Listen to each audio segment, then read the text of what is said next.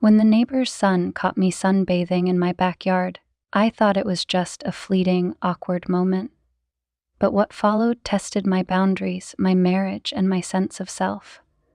How do you navigate a connection that's as unexpected as it is dangerous? And what happens when you confront the truth about what's been missing in your life? Stick with me as I unravel this emotional journey, one that changed everything. Listen, before we dive into the story, make sure to subscribe for more gripping tales, and let me know in the comments where you're watching from. I'd love to hear your thoughts. Opening her eyes, she scans the yard. At first, everything seems normal. The hydrangeas are blooming along the fence line, and the hammock swings gently in the breeze. But then, just beyond the bushes, she spots him. Ethan, the neighbor's son. His face flushes as their eyes meet, and he jerks backward, disappearing behind the foliage. Amanda's first instinct is irritation. What was he doing, staring at her like that? She shakes her head, trying to brush it off. Teenage boys, she mutters under her breath, adjusting her bikini top and turning away. But something lingers, a flicker of unease mixed with a strange, disarming flattery. The next morning, Amanda is in the kitchen when there's a knock at the door.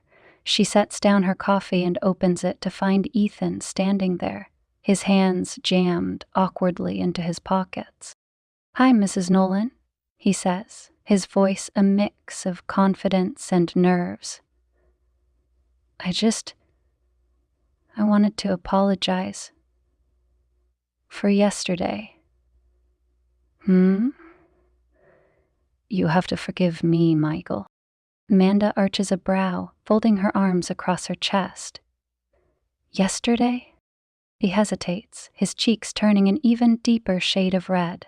I didn't mean to make you uncomfortable. I was cutting through the yard and he stammers, clearly mortified. For a moment, Amanda considers chastising him, reminding him about respecting boundaries. But the way he looks at her, his eyes wide with genuine regret, softens her resolve. "It's fine, Ethan," she says finally, leaning against the door frame. "Just be more careful where you're looking next time." He nods quickly. "Of course. I'm sorry again." As he turns to leave, Amanda catches herself smiling. It's an innocent moment, but it lingers with her throughout the day.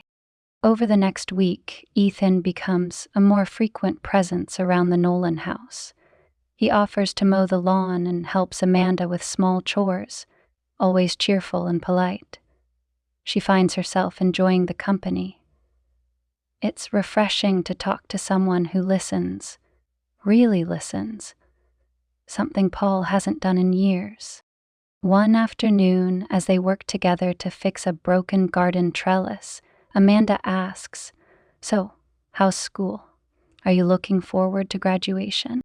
Ethan shrugs, his hands deftly tying twine around the frame. "Yeah, I guess. It's just weird, thinking about leaving everything behind." She nods, understanding the bittersweetness of endings. "You'll be fine. College will be an adventure, trust me." He looks up at her, his eyes sincere. "Do you ever feel like you're stuck? Like life isn't what you thought it would be?" The question catches her off guard. She opens her mouth to respond, but hesitates. How can she explain that, yes, she feels stuck? That the life she once dreamed of has been swallowed by obligations and routine. Sometimes, she admits quietly. But it's never too late to change things. Ethan smiles at her, and for a fleeting moment, Amanda feels a spark of something she can't quite name. Now all she wants in the world is for him to love her. That evening, Amanda is in the kitchen, tidying up after dinner. The house feels oppressively silent without Paul's presence, though she's not sure his being there would make much of a difference. She pours herself a glass of wine and steps onto the back porch, the cool night air wrapping around her like a balm. Her thoughts drift back to Ethan. The way he looks at her, with a mix of admiration and curiosity, is both unsettling and intoxicating. She knows it's harmless, just a boyhood crush, but it stirs something in her she hasn't felt in years, seen, desired. The sound of a soft knock pulls her from her thoughts. She turns to see Ethan standing at the gate, holding a plate of cookies. "My mom thought you might like these," he says, stepping inside when she waves him over. Amanda smiles, gesturing for him to sit on the porch swing. They chat for a while, the conversation light and easy, but as the minutes pass, she notices how close he sits, how his gaze lingers on her face a moment too long. "Ethan," she says gently, breaking the comfortable rhythm of their talk, "you're a sweet kid, but you know I'm married, right?" He stiffens, his cheeks coloring.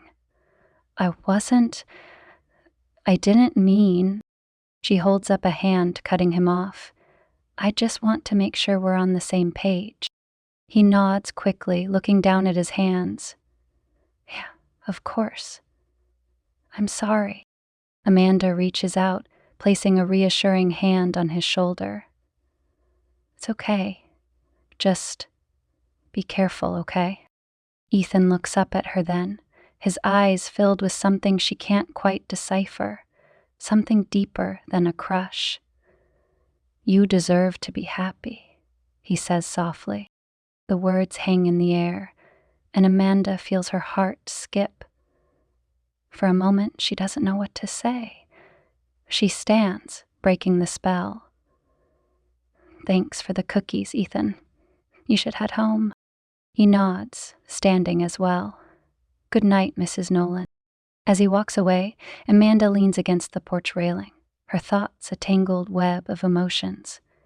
She knows she's treading dangerous waters, but a part of her, a part she's not proud of, wonders how far she's willing to go. Amanda couldn't shake the lingering effect of Ethan's words the night before. "You deserve to be happy." They echoed in her mind like a mantra she didn't ask for but couldn't ignore. As much as she tried to dismiss it, those simple words struck a chord she hadn't allowed herself to face. It wasn't about Ethan. It wasn't about anyone, really. It was about the emptiness she felt, the gnawing question of whether this was all life had to offer. The next day, she busied herself with errands and chores, trying to shake off the strange tension. By the time late afternoon rolled around, Amanda decided to sunbathe again. The warmth of the sun on her skin was therapeutic, and she allowed herself to relax, closing her eyes to the soft hum of suburban life around her. She was almost dozing off when she heard footsteps approaching. Turning her head, she saw Ethan standing near the fence line. He looked hesitant, one hand gripping the strap of the backpack slung over his shoulder. "Hey, Mrs. Nolan," he called out, his voice light but tinged with something she couldn't quite place. Amanda sighed internally, sitting up and slipping on her sunglasses. "Hey, Ethan, what's up?" He shrugged, his gaze darting around the yard as though searching for a reason to explain his presence. "I was just heading to the park to read, but thought I'd stop by and see if you needed help with anything." Amanda tilted her head, studying him. He looked different today, older somehow, or maybe she was just imagining things. "That's sweet of you, but I'm fine," she replied, offering him a polite smile. A bell rang, calling for lunch. "Mind if I sit for a minute?" he asked, already stepping closer. She hesitated. "Sure." Ethan plopped down on the edge of the deck, his legs dangling off the side. They sat in companionable silence for a while, the stillness of the moment punctuated only by the chirping of birds. Amanda tried to focus on the book resting on her lap, but she was hyper-aware of Ethan's presence beside her. Eventually, he broke the silence. "You look happy today." The comment caught her off guard. "Do I?" He nodded, his eyes meeting hers with an intensity that made her heart stumble. "Yeah. You should smile like that more often." Amanda laughed softly, shaking her head. "You're something else, Ethan." He grinned, but the smile quickly faded. "I mean it," he said quietly. "You're really beautiful when you're happy." He added, "You're courageous, not quitting in the face of peril." Her breath hitched, and for a moment she didn't know what to say. Ethan's words weren't just innocent compliments anymore. They carried weight, intention. She could feel the line between them growing fainter with every passing second. "Ethan," she began, her voice steady but firm, "I think you should—" But before she could finish, he stood abruptly, brushing off his hands. "I should go," he said quickly, slinging his backpack over his shoulder. "Sorry if I said too much." Amanda watched him walk away, her emotions a storm of confusion, guilt, and something she refused to name. She should have stopped him, clarified the boundaries, but the truth was, part of her didn't want to. Part of her craved the attention, the way he looked at her like she was the most captivating person in the world. That evening, as Amanda sat alone on the couch, scrolling through old photos of her and Paul, she felt a pang of longing for the version of them that existed years ago. The laughter, the shared dreams, the way he used to touch her like she was the center of his universe. It all felt like a distant memory. Now, their relationship was a series of polite exchanges and half-hearted attempts to reconnect. Her phone buzzed on the coffee table, jolting her from her thoughts.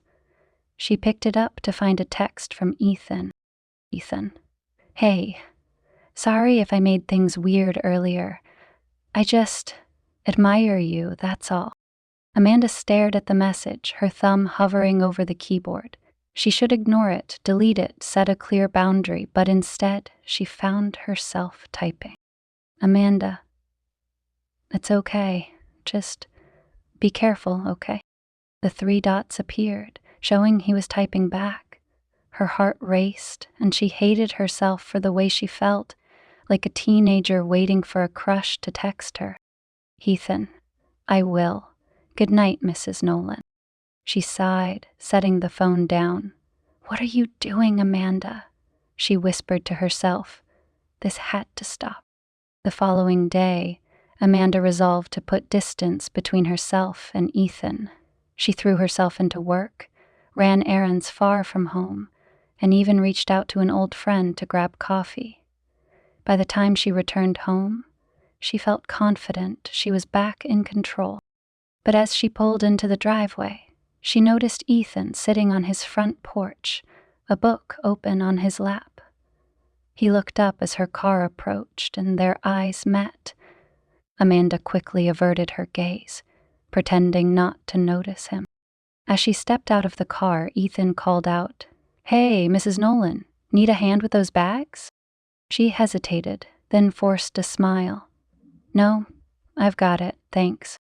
Ethan nodded, but there was something in his expression, disappointment maybe, that made her chest tighten. She hurried inside, closing the door behind her and leaning against it. She needed to shut this down before it spiraled out of control. Later that evening, Amanda was in the backyard again, tending to her flower beds. The sun was setting, casting the yard in a warm orange glow. She felt a sense of calm, a reprieve from the emotional turbulence of the past few days. But then she heard the gate creak open. She turned to see Ethan standing there, his hands shoved into his pockets. I know you said you're fine, but I brought this over, he said, holding up a watering can. Thought it might help. Amanda straightened, wiping her hands on her shorts. Ethan, you shouldn't be here, she said gently. Not right now. He nodded slowly, but he didn't move. I like being around you, Mrs. Nolan. I'm sorry if that's wrong.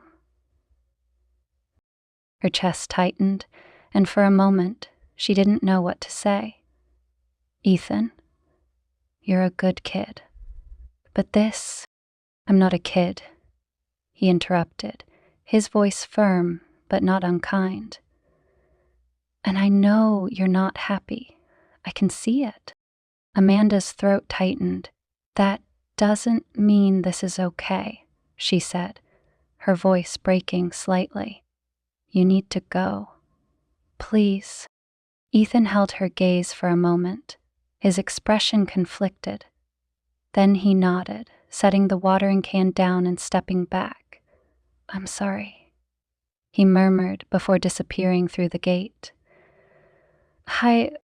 Amanda sank to her knees in the grass, her heart pounding. She felt the weight of her choices pressing down on her, and for the first time she wasn't sure she had the strength to do the right thing. The days that followed were quiet, too quiet. Amanda didn't realize how much she'd grown accustomed to Ethan's presence until it was suddenly absent. She hadn't seen him in 2 days. Not a glance, not a polite wave from across the yard. It was what she'd wanted, she reminded herself. The space was necessary, vital even, to reestablish boundaries and prevent things from spiraling into something neither of them could take back. But despite her rationalizations, Amanda felt the silence gnawing at her. It was as though the air in the neighborhood had shifted, the once familiar hum of life now tinged with an uncomfortable stillness. She tried to focus on her work, her garden, her nightly calls with Paul, but nothing seemed to fill the void.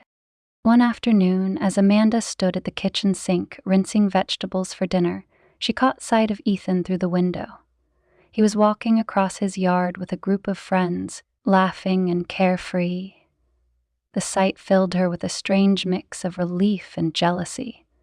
She shook her head, disgusted at herself for feeling envious of a teenager's ability to move on so easily. Just as she turned back to her task, the doorbell rang. Amanda froze, her heart leaping into her throat. She dried her hands and walked to the door, her pulse quickening with every step. When she opened it, she found Ethan standing there, a small package in his hand. This was delivered to our house by mistake, he said, his voice neutral but his eyes searching hers. Amanda took the package, her fingers brushing against his. Thanks, she said quickly, stepping back as though the doorway itself were a boundary she needed to uphold. I appreciate it. Ethan hesitated, his posture uncertain. I just wanted to say, I'm sorry if I made things weird. I wasn't trying to. Ethan? Amanda interrupted, her tone firm but not unkind. You don't need to apologize. But I think it's best if we keep our distance for a while. His jaw tightened, and for a moment Amanda thought he might argue, but instead he nodded. Okay. If that's what you want. Oh, okay. If that's what you want. It is, she said, though the words felt like a lie. Ethan gave her a small, sad smile before turning and walking back to his house. Amanda watched him go, her chest aching with a guilt she couldn't quite explain. That night, Amanda lay awake in bed, staring at the ceiling as Paul's voice droned on through the phone on her nightstand. He was updating her on his latest business trip, the details of his meetings and hotel accommodations. She tried to focus, to feign interest, but her mind kept drifting back to Ethan. Amanda, did you hear me? Paul's voice cut through her thoughts. Sorry, I was distracted, she replied, rubbing her temples. I said I might have to extend the trip another 2 days. The client wants to go over the contract again. Of course, Amanda said automatically. Whatever you need to do. There was a pause on the other end of the line. Are you okay? You've been quiet lately. I'm fine, she lied, the words tasting bitter on her tongue, just tired. Well, get some rest. I'll call you tomorrow. As the call ended, Amanda felt a wave of loneliness crash over her. It wasn't just Paul's absence that hurt. It was the growing realization that even when he was home, she felt just as alone. The next morning, Amanda was trimming the rose bushes in her backyard when she heard the gate creak open. She looked up to see Ethan standing there, a determined expression on his face. Ethan, she began, but he cut her off. Please, just let me talk, he said, stepping closer. I know I'm not supposed to be here, but I can't keep pretending like everything's fine. Hi. Amanda straightened, her hands tightening around the pruning shears. Ethan, this isn't appropriate. I know it's not, he interrupted, his voice cracking with emotion, but I can't help how I feel. Her heart pounded in her chest as he took another step forward. Ethan, you're young. You don't understand what you're feeling right now. Yes, I do, he insisted, his eyes blazing. I know exactly what I feel, and I know you feel it too. Amanda's breath caught. The intensity in his gaze was overwhelming, and for a moment she was paralyzed by the truth of his words. She did feel something, a spark, a connection. But it wasn't right. It couldn't be. This has to stop, she said, her voice trembling. You need to leave. Now. Ethan stared at her, his expression shifting from determination to heartbreak. Is that really what you want? He asked softly. Yes, Amanda whispered, though her voice betrayed her uncertainty. Ethan nodded, his shoulders slumping. Okay. I'm sorry. He turned and walked away, leaving Amanda standing there, her heart heavy with the weight of her decision. She knew she'd done the right thing, but it didn't feel like it. That evening, Amanda sat on the porch with a glass of wine, the golden hues of sunset painting the sky. She thought about Ethan, about Paul, about the life she'd built and the choices that had led her here. For the first time in years, she allowed herself to confront the deep dissatisfaction she'd buried beneath routine and obligation. She knew she needed to talk to Paul, to tell him how she felt. But she also knew that doing so would mean acknowledging her own role in the distance between them.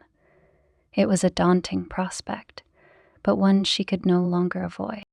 As the sun dipped below the horizon, Amanda made a decision. She would fight for her marriage, for the life she'd once dreamed of with Paul. And she would let go of the dangerous allure of what could never be. The next day began with a subtle shift in Amanda's resolve. The clarity she had found the night before fueled her actions, and she felt a renewed sense of purpose. If her marriage was broken, it wasn't just Paul's fault. It was hers too. She had allowed the silence between them to grow, had let her own feelings of neglect fester rather than addressing them. It was time to fix things, or at least try. Amanda spent the morning cleaning the house, a task that felt both therapeutic and symbolic. She scrubbed away layers of dust and grime, imagining she was doing the same for her marriage. By noon, the house gleamed, and she sat down to write a letter to Paul, a way to organize her thoughts before they spoke. Dear Paul, I'm writing this because I don't know how else to say it.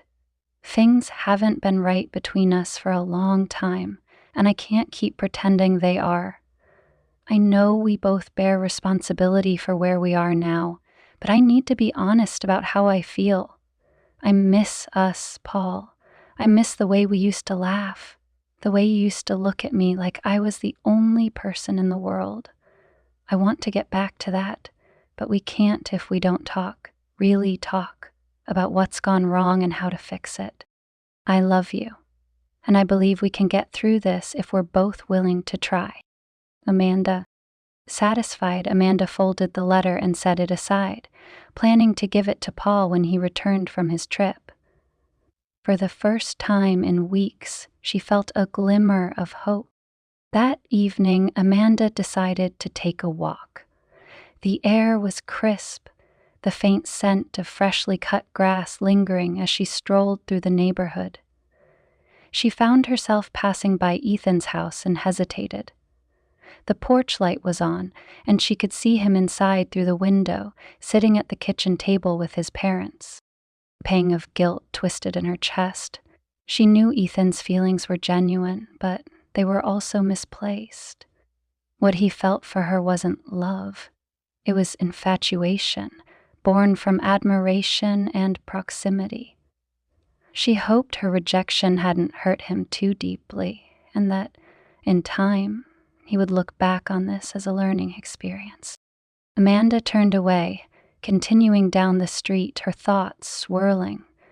She wondered if Paul ever thought about her the way Ethan had, if he ever looked at her with that same intensity. The realization that she couldn't remember the last time Paul had truly seen her, really noticed her, made her chest ache. The next morning, Amanda's resolve was tested when Ethan showed up at her door once again. She hesitated before opening it, her heart racing. When she finally swung the door open, she was surprised to see him holding a small pot of flowers. "I just wanted to say thank you," Ethan said, his voice steady but subdued. "For everything. For listening. For being kind, even when I didn't deserve it." Amanda blinked, taken aback. "Ethan, you don't have to—" "I do," he interrupted, offering her the flowers. "I need you to know that I'm okay, that I get it." She took the pot, her fingers brushing against his. "Thank you," she said softly. "That means a lot." They stood in silence for a moment before Ethan cleared his throat.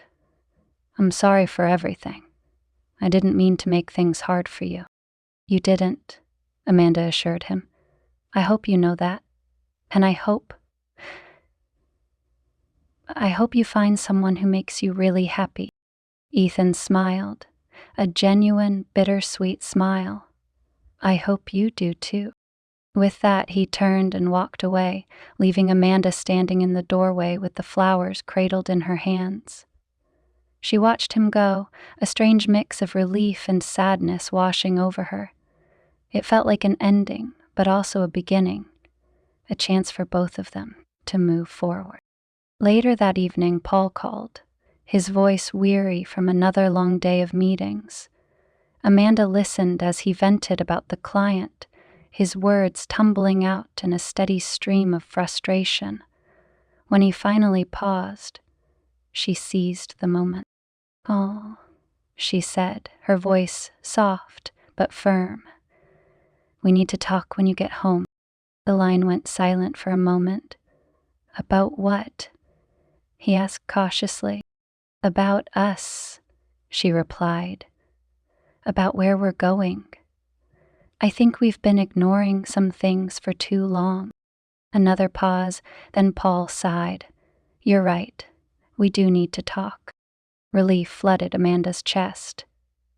"I'll see you soon, then." "Yeah," Paul said. "Soon."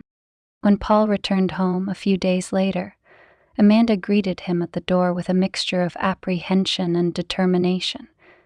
He looked tired, his suit rumpled and his tie askew, but there was something in his eyes, something softer, more open, that gave her hope.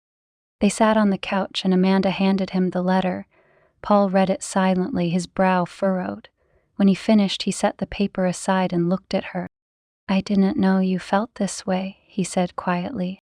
"I didn't either," Amanda admitted. Not until recently. But we've been drifting apart, Paul, and I don't want that anymore.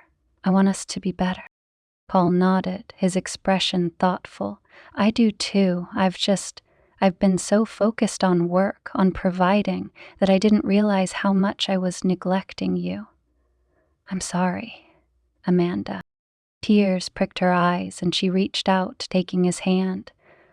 I'm sorry too. I should have spoken up sooner instead of shutting down. They talked late into the night, their conversation raw and honest. For the first time in years, Amanda felt like they were truly connecting. It wasn't a perfect resolution, but it was a start. As they sat together in the quiet of their living room, Amanda thought about Ethan and the lessons she'd learned over the past few weeks. She knew she still had a long way to go, both in her marriage and in herself. But for the first time in a long time, she felt hopeful. She looked at Paul, a small smile tugging at her lips. Do you want to sit outside with me? The stars are beautiful tonight.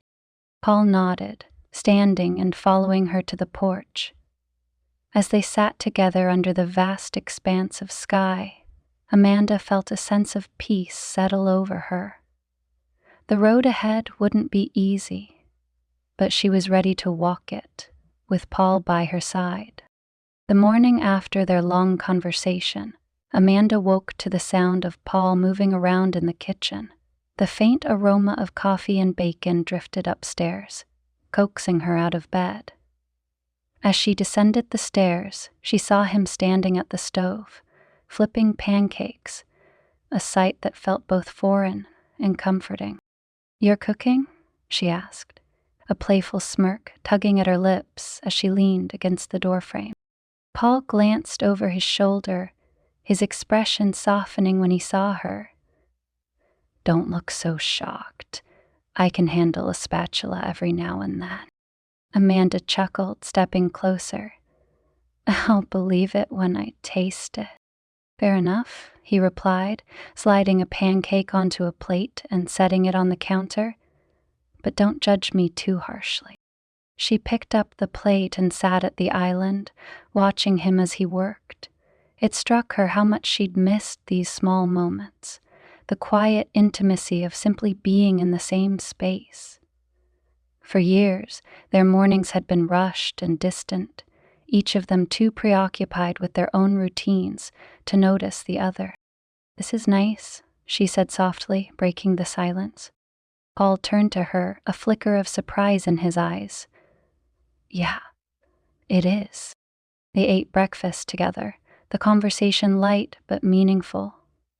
They talked about their plans for the day, reminisced about the early years of their marriage, and even laughed about the countless disasters that had occurred in their kitchen over the years. It felt like a beginning. Not perfect, but promising.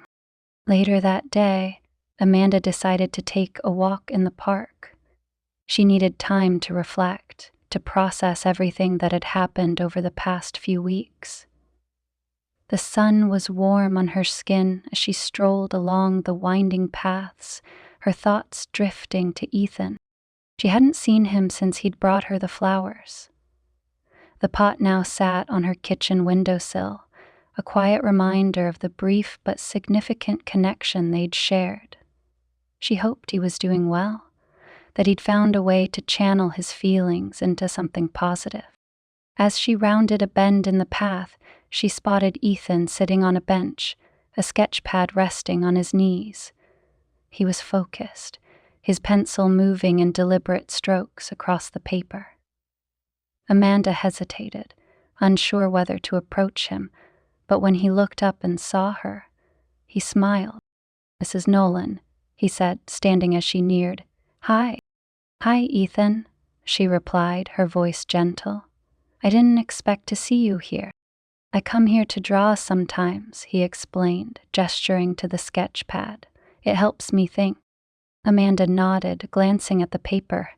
What are you working on? He turned the pad toward her, revealing a detailed sketch of the park's gazebo surrounded by trees.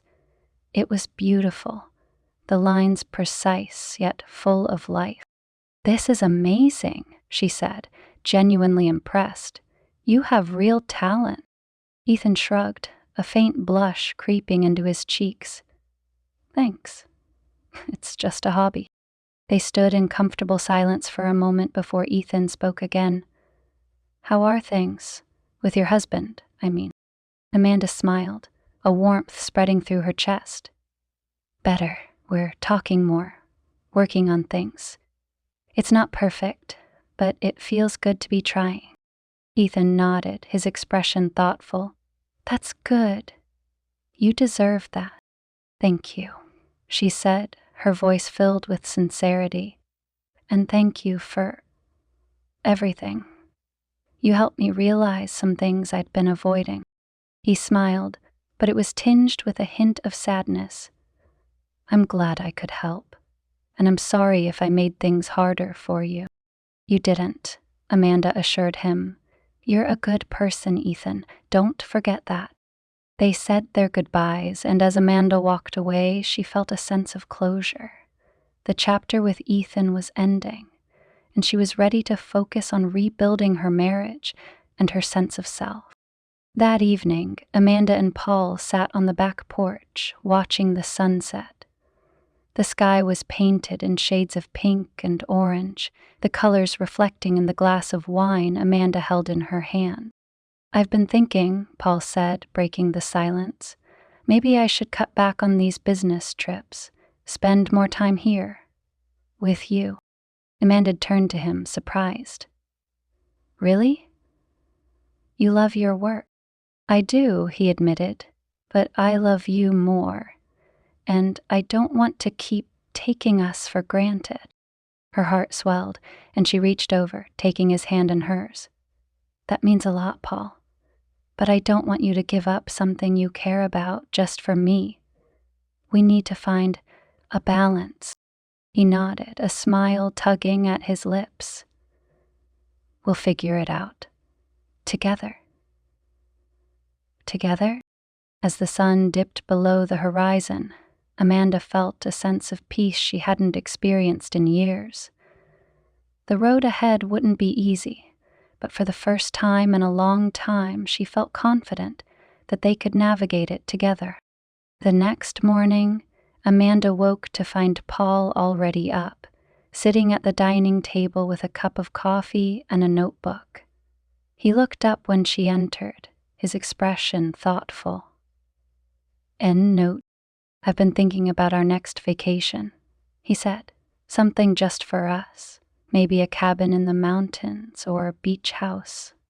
Amanda smiled, pouring herself a cup of coffee. "That sounds perfect," she looked.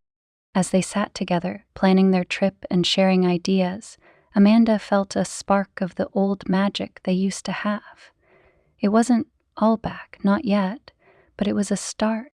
She looked out the window at the flowers Ethan had given her, their vibrant petals catching the morning light. They were a reminder of how far she'd come, of the choices she'd made, and the lessons she'd learned. Amanda reached over, placing her hand on Paul's. "I'm glad we're doing this," she said softly. "Me too," he replied, squeezing her hand. "Me too."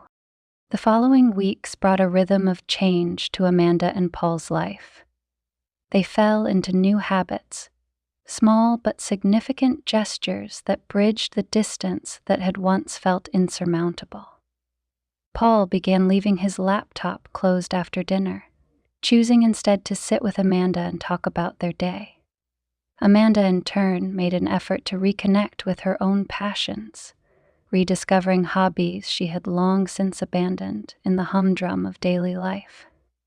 Then, one Saturday morning, Paul surprised Amanda by suggesting they tackle a long overdue project, refinishing the wooden bench that sat beneath the oak tree in their backyard. The bench had been there for years, weathered and worn, a forgotten relic of their earlier days together.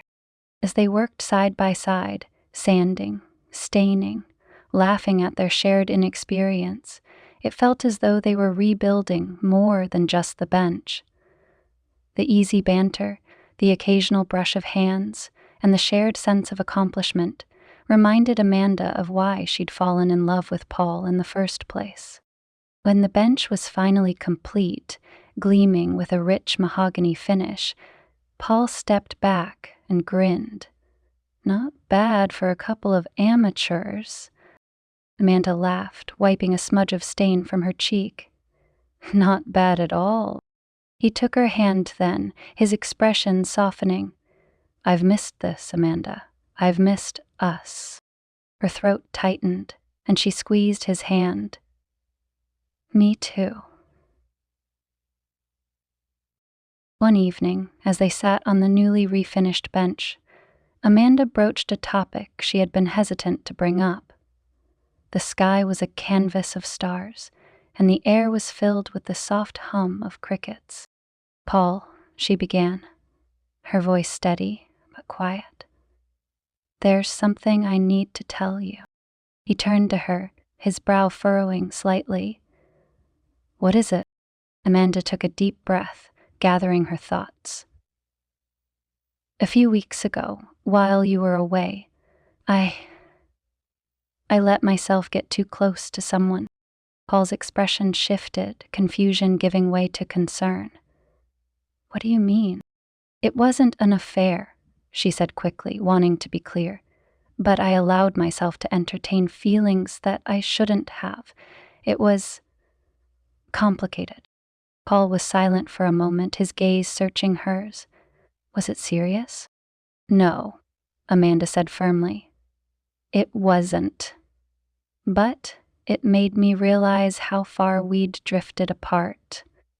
I wasn't happy, Paul. I felt invisible." He nodded slowly, his jaw tightening. "I understand, and I hate that I made you feel that way." "It wasn't just you," she admitted. "I should have spoken up sooner, instead of letting it fester. But it's in the past now. I wanted to tell you because I don't want any more secrets between us." Paul exhaled, running a hand through his hair. "Thank you for telling me. And I promise, Amanda, I'll do better. I'll show you how much you mean to me." Her eyes filled with tears, and she leaned into him, resting her head on his shoulder. "That's all I want." As the days turned into weeks, Amanda felt the weight of her earlier choices lifting. She saw Ethan from time to time in the neighborhood, always at a distance. Their encounters were polite but brief, a shared understanding keeping them from crossing paths too closely. One afternoon, Amanda found a note tucked into her mailbox. It was from Ethan, the handwriting unmistakably his. "Mrs. Nolan, I just wanted to thank you again for everything. I've been thinking a lot about what you said, about finding someone who makes me happy. You were right, of course. I guess I just needed to hear it. I hope you and your husband are doing well. You deserve all the happiness in the world. Take care, Ethan." Amanda smiled as she folded the note and placed it in a drawer. It felt like the closing of a chapter, a final bow to an experience that had taught her so much about herself and what she wanted in life. That weekend, Amanda and Paul embarked on the trip they had planned, a cozy cabin nestled in the mountains. The drive up was filled with laughter and music, the tension that had once defined their relationship now replaced with a sense of ease. The cabin was everything Amanda had hoped for, rustic yet charming, with a roaring fireplace and a view of the forest that stretched for miles. They spent their days hiking, exploring the nearby lake, and simply enjoying each other's company without the distractions of work or technology. One evening, as they sat by the fire, Paul reached into his bag and pulled out a small box. Amanda's heart skipped as he handed it to her, his expression nervous yet hopeful. "What's this?" she asked, her fingers trembling as she opened the box. Inside was a delicate bracelet, its silver chain adorned with tiny charms, each one representing a milestone in their life together.